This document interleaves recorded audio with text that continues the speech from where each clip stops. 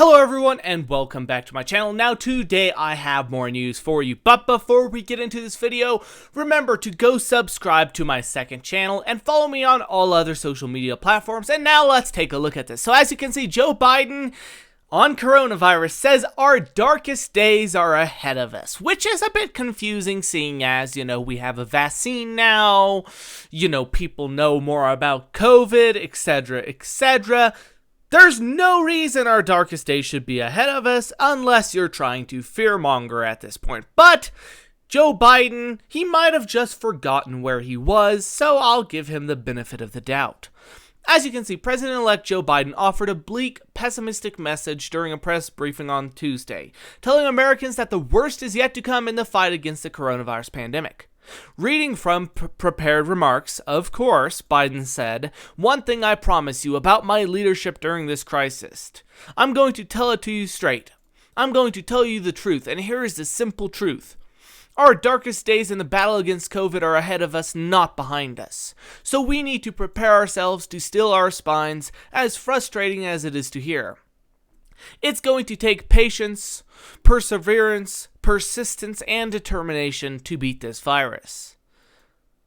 Now, guys, we need to be honest here. We need to be honest.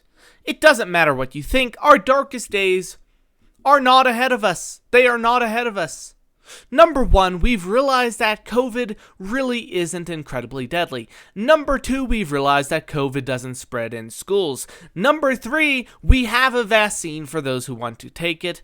And number four, we are already actively participating in lockdown. So tell me, how are our darkest days ahead of us? I see no reasoning behind that statement. I see no logic behind that statement. There's no prediction that says that our darkest days are ahead of us, yet somehow Biden insists they are. Perhaps, however, it's a way for him to gain more control over the American people, but only time will tell.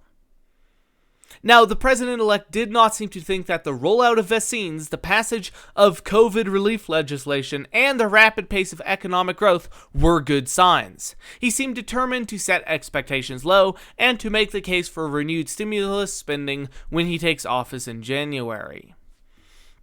This, I have to say, is completely ridiculous on Biden's part. There should be no reason to assume that our darkest days are ahead of us, unless number one, he knows they are, or number two, he's completely mentally insane. And as much as I love conspiracy theories, I think I'm gonna have to go with the latter. But let me know what you think in the comments. Thank you so much for watching, and I will see you in the next video.